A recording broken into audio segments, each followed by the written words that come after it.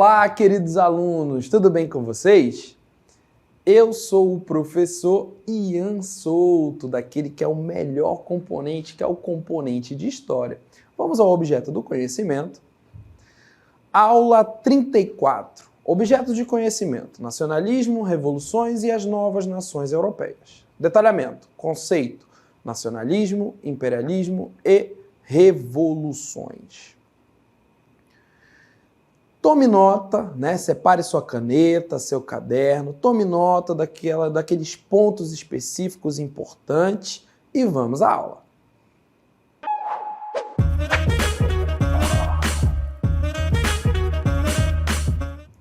E olha só, que ponto importante que vamos tratar na nossa aula. A nossa aula irá tratar sobre conceitos muito específicos e importantes para compreendermos a história do mundo, especificamente sobre uma relação muito importante, que é a relação entre o continente europeu e o continente africano. Mas, antes de falarmos dessas relações, iremos tratar também sobre um processo muito específico vivido no continente europeu, que é um processo de nacionalismos, tá bom? E de unificações. Vamos ao texto. O nacionalismo europeu do século XIX foi uma força poderosa que moldou o continente de várias maneiras. Surgiu como resposta às invasões napoleônicas e à subsequente imposição do domínio francês. As nações europeias buscaram afirmar sua identidade e autonomia, criando um sentimento de unidade entre seus cidadãos. Olha só que ponto importante para verificarmos no nosso texto. Esse nosso texto fala a respeito de um contexto na qual trabalhamos em momentos passados, que foi o contexto da era napoleônica. Se você for resgatar aí na memória, você lembra que a França viveu um período chamado de Era Napoleônica. E dentro desse período da Era Napoleônica, a França implementou o quê? Uma série de invasões aos países europeus, aos seus vizinhos. E como resposta a essas invasões, nasce, dentro do continente europeu, o sentimento de nacionalismo. Como podemos verificar? Na imagem, Olha só, que maravilha! Olha como essa imagem, ela trata a questão do nacionalismo. Aqui você já consegue identificar a bandeira da Alemanha, Aqui você consegue identificar uma figura feminina, com um emblema, um brasão, do Império Alemão, carregando a bandeira alemã, e a espada. Então, nós temos aqui a representação da nação, a nação alemã na representação dessa figura. Estamos falando do século XIX. Então, não tínhamos no mundo ainda a internet, as redes sociais, vídeos. Então, a criação e o empoderamento dessas figuras, principalmente da figura da nação forte, ela era feita a partir do quê? De pinturas. Você conseguia atingir a população, principalmente pela criação de figuras que mostrassem e que passassem essa imagem de uma nação forte, uma nação unida. É por isso que no estudo da história é muito importante você ter a percepção sobre as imagens. Por quê? Porque toda imagem possui o quê? Uma intenção. Vamos ao nosso texto, olha só. Exaltação da cultura e da língua e das línguas nacionais, O nacionalismo impulsionou o estudo e a valorização da cultura e da língua de cada país Isso se manifestou na literatura, na música, nas artes visuais e na educação. Então, estamos falando de um período na qual os países europeus, após sofrerem uma série de invasões por parte, principalmente, do exército francês, né, esses países começaram, né, a fomentar o sentimento de nação. O sentimento de nação, ele traz consigo figuras, imagens, né, músicas, livros. Então, por exemplo, quando você para, né, e pensa, né, você está caminhando na rua e você vê alguém com a camisa, né, da seleção brasileira, por exemplo, ali você tem um pertencimento, porque você faz parte daquela nação. Mas aquela camisa, ela é uma representação. Então, compreenda, o sentimento de pertencimento a uma nação, ele vem através, principalmente, das construções de imagens, né? E um outro ponto extremamente importante, que é a língua falada por aquele país. Imagina, né, que você está em um país na qual não fale a língua portuguesa. Você vai se sentir completamente deslocado se você não tiver a fluência, né, e o conhecimento daquela língua. Então imagina que você está em um país na qual você não fala, né, aquela língua.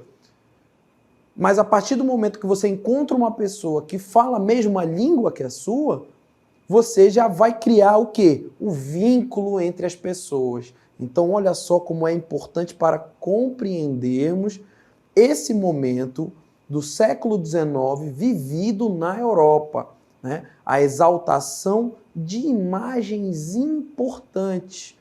Como que imagens são essas, né, professor? Seja figuras pintadas, como vemos na imagem, né? Mas também a exaltação da língua de um povo. Então, você vai ter o crescimento na exaltação da literatura, das músicas e nas artes visuais. Seguindo no texto, né, esse sentimento, o crescimento do sentimento de pertencimento a uma pátria, o patriotismo, né, ou amor à pátria, tornou-se um sentimento central no nacionalismo. Os cidadãos se sentiram orgulhosos de sua nação e dispostos a defendê-la. Olha só como o nosso texto é importante. Compreenda, já falamos, né, que o continente europeu havia passado por uma série de invasões, isso mesmo, as invasões napoleônicas. Uma figura muito importante, não é mesmo, dentro do estudo da história? É isso mesmo. Então, você tem, após as invasões napoleônicas, né, na qual você sabe muito bem que essas invasões, elas não surtiram, elas não conseguiram, de fato, né, o objetivo, que era o bloqueio total do continente, né? Então, após isso, houve um crescimento desse sentimento de o quê? Eu sou francês, eu sou alemão, eu sou italiano, né? Então, você tem o afloramento, né? O crescimento do quê? Da exaltação de um país. E esse sentimento nós chamamos de quê? De patriotismo, o amor à pátria, né? E ele torna-se esse elemento central do sentimento de nação. Então, é após as invasões napoleônicas que esse sentimento de que eu pertenço a uma nação, ele vai ser aflorado e as pessoas, né, que faziam parte ou que faziam parte daquele território estavam dispostas ao quê? Vestir a camisa da sua nação, vestir um uniforme, né, do exército da sua nação e defender o seu território. Afinal de contas, eles não queriam ser o quê? Invadidos novamente por algum outro, né, líder nacionalista que venha a querer, né, implementar políticas de invasões, assim como Napoleão Bonaparte. Então, olha só, como é importante estarmos conectados com os assuntos que vão sendo tratados diante do estudo da história. Porque tudo tem uma consequência, né? Todo o fato histórico, ele vai gerar reflexos, né? Ele vai gerar outros fatores e assim decorre a história da humanidade, não é mesmo?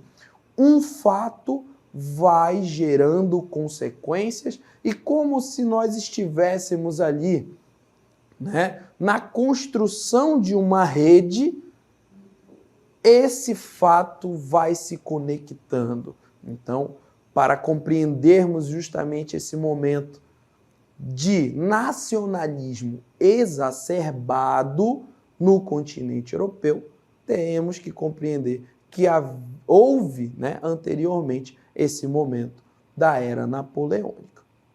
E diante da construção desse sentimento patriótico, desse sentimento de exaltação à nação, é que vão surgir aqueles que chamamos de líderes nacionalistas, como podemos ver na imagem. Olha só, aqui nós estamos tratando de dois líderes extremamente importantes para o estudo do continente europeu, pois duas nações que são extremamente importantes para o desenvolver e desenrolar da história, não só europeia, mas também da história mundial, irão enfrentar um processo de unificação. E olha só, de um lado temos, né, Garibaldi, grande líder nacionalista, né, e que vai, vamos dizer assim, encabeçar, né, estar à frente do processo de unificação italiano, e Otto von Bismarck, que será, né, o líder e o chefe militar que estará à frente do processo de unificação alemão. É importante atentarmos que, olha só, processo de unificação, uno, alemão. Então, compreende-se o quê? Que o território alemão, ele não era único, né? Era um território fragmentado, assim como a Itália. Então, é a partir da construção desse sentimento de nação, né, e do surgimento de líderes carismáticos, né, como Garibaldi, Otto von Bismarck, que nações europeias iniciarão o seu processo de unificação, que seria o quê? A junção, né, daqueles territórios para construir uma só nação. Vamos ao texto. O desejo de unificação e autodeterminação, né, o nacionalismo, levou à unificação de países fragmentados, como a Itália e a Alemanha. Conflitos e tensões. O nacionalismo, né, levou a tensões entre as nações europeias. A competição por recursos e territórios resultou em guerras, como a Guerra da Crimeia e a Guerra Franco-Prussiana. Olha só que ponto importante diante do nosso texto para compreendermos o que vivia, né, o continente europeu. Estamos falando de territórios que não eram unificados. Então, hoje, quando você pega o mapa mundi, você consegue, verificar que existem países com a sua configuração territorial, Você consegue até identificá-lo, perfeitamente. Você olha e já identifica. Não, esse país é o Brasil, esse país é a Itália, na qual o estudo, principalmente da geografia e da identificação dos territórios e das fronteiras, lhe traz, justamente essa habilidade de olhar uma imagem e já identificar a que território pertence, a que nação pertence àquele território. Mas estamos falando ainda de um mundo do século XIX. Um mundo na qual não possuía as configurações políticas, não possuía as configurações econômicas, e sociais do mundo de hoje. Então, estamos falando de um continente inteiro que é fragmentado, mas que esses fragmentos estão lutando para se tornar um só, uma só nação. E é claro que haverão guerras, pois cada nação irá querer os territórios, com melhores recursos, ou territórios estratégicos, territórios que possuíam, uma rota econômica, territórios que possuíam saída para o mar. Afinal de contas, a saída para o mar ela é muito importante para o escoamento, da produção de um país. E é assim que guerras, como a Franco-Prussiana, Guerra da Crimeia, elas vão se desenvolver. Afinal de contas, os países vão estar lutando por recursos naturais, por territórios, mais bem localizados, territórios que irão, favorecer a sua nação. Mas, diante desse processo de tentativa de unificação desses fragmentos, nós temos duas que se destacam, que é a unificação italiana e a unificação alemã, na qual já vimos, os seus líderes nacionais. De um lado italiano, o Garibaldi, e de um outro lado, o alemão, o Bismarck. Mas esses processos de unificação italiana e alemã, eles não se darão de forma igual. E eles apresentarão suas características próprias. E é isso que iremos ver agora. Olha lá, vamos analisar o contexto. Inclusive, um ponto importante, tá, gente? Essa palavrinha aqui, olha só, como as palavras são importantes para o estudo da história, tá? Contexto. O que é o contexto? É justamente aquilo que está inserido, Qual é o seu contexto de agora? Você pode estar numa sala de aula, Então, qual é o seu contexto? O seu contexto é aquilo que você está inserido, aonde você está envolto. E compreender o contexto é extremamente importante para o estudo da história. Se você compreende o contexto de um determinado momento, logo você irá conseguir desenvolver muito facilmente os fatos históricos. Então, qual era o contexto da Itália? A Itália estava subordinada a outras nações. E o sentimento de insatisfação após o Congresso de Viena. Então, olha só que ponto importante, A Itália, logo após a era napoleônica, se você for rememorar aí, você vai lembrar que houve o Congresso de Viena, que foi justamente o quê? Essa união, entre as nações para determinar os seus territórios.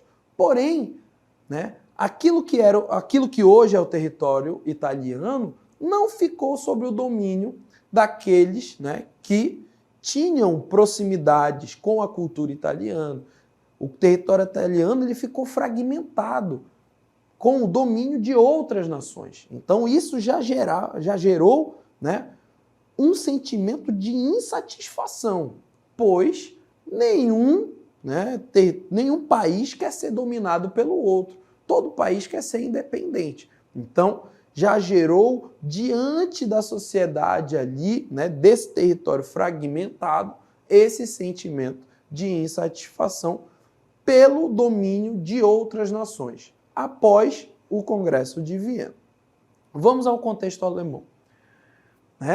Um crescente desejo de unificação entre os povos germânicos após as guerras napoleônicas. Olha só. Então, ali você tem, né, um território fragmentado, mas que, de um certo modo, já se considerava próximo, principalmente pela questão da fala e da língua, né?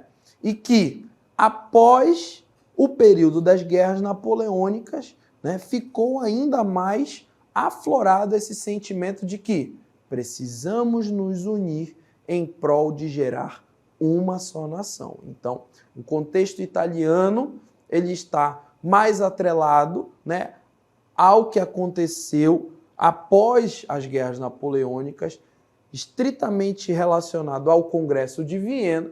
Já a questão alemã ela está atrelada também às guerras napoleônicas, mas não especificamente pelo controle de outras nações, mas sim, né, por esse desejo dos povos germânicos se unirem e se tornarem, né, juntos mais fortes. Seguindo, né,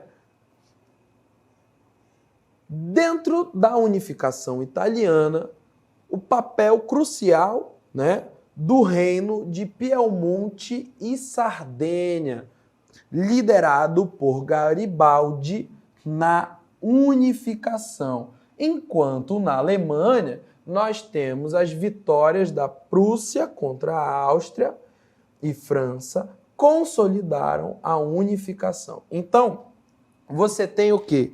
A unificação italiana sendo liderada especificamente, né, pelo reino da Sardenha, encabeçada por esse líder, o Garibaldi. Então, de um certo modo, ficou, né, mais fechada ali pela unificação dos reinos, né, pertencentes a hoje o território da Itália. Já na questão alemã, você tem a luta com outras nações, como a França e a Áustria, na qual, após essas vitórias, né, o líder militar Bismarck, né, ganhou cada vez mais força para, enfim, unificar aquele território, né, germânico em prol de uma nação, que é a Alemanha. Você tem, né, as vitórias contra a Áustria dentro do contexto italiano, as vitórias contra a Áustria, né, e o reino das Duas Sicílias foram essenciais para esse processo de unificação, além, né, do encabeçamento do reino da Sardenha através da figura do Garibaldi. A proclamação do Império Alemão, né, em 1871, com Guilherme I como imperador, né? Então você tem, diante do processo de unificação, né, lutas tanto internas entre os reinos, principalmente na questão italiana, né, lutas internas entre Sardenha, as Sicílias, né, e a Alemanha lutando principalmente com outras nações para poder, né, unificar o seu território. Seguindo, a ascensão da Itália como potência regional na Europa né, o início de um período de instabilidade política e econômica na Itália. Já na Alemanha, né, você tem a ascensão como uma potência militar e econômica na Europa. Então, né, dentro desse quadro, o que podemos analisar é que, após esse processo de unificação, nós tivemos, né, uma Itália que consegue esse processo de unificação, mas principalmente lutando por problemas regionais entre os seus reinos, né? Entre a Sicília, a Sardênia, mas que consegue esse processo de unificação, porém adentra num período de instabilidade. Afinal de contas, os problemas italianos eles eram mais regionalizados entre os seus reinos, diferentemente da Alemanha, que irá, né, sair como uma potência militar justamente por, né, ganhar os seus embates, né, os seus conflitos com as outras nações. E, após esse período de unificação, você adentra dentro do continente europeu em um período chamado de imperialismo. Olha só, o imperialismo, né, é esse sentimento exacerbado de nação, também alimentou o imperialismo, com as potências europeias buscando expandir seus territórios e influências. Então, olha só como é importante atentarmos. Após esse sentimento de nação exacerbado e após o processo de unificação desses países, esse sentimento ele estava tão forte que agora ele se transforma em um outro sentimento, que é qual? Expandir seus territórios. Então, você tem, nós somos uma nação muito forte e nós precisamos expandir o nosso território. Como mostra, né, a imagem que é a respeito, né, essa imagem ela mostra para a gente o quê? A nação aqui, que é a nação inglesa, expandindo o seu território, expandindo a sua área de domínio como se fosse um polvo, né, com vários braços. E esse processo, né, do imperialismo, ele desaguará naquilo que chamamos de colonialismo, né? O colonialismo ele deixa um legado de desigualdades sociais e econômicas e culturais entre os países colonizadores e os colonizados. Então, compreenda, esse processo ele vai se dar a partir, né, de um momento na qual as nações europeias já estão unificadas, né, cada uma com o seu território.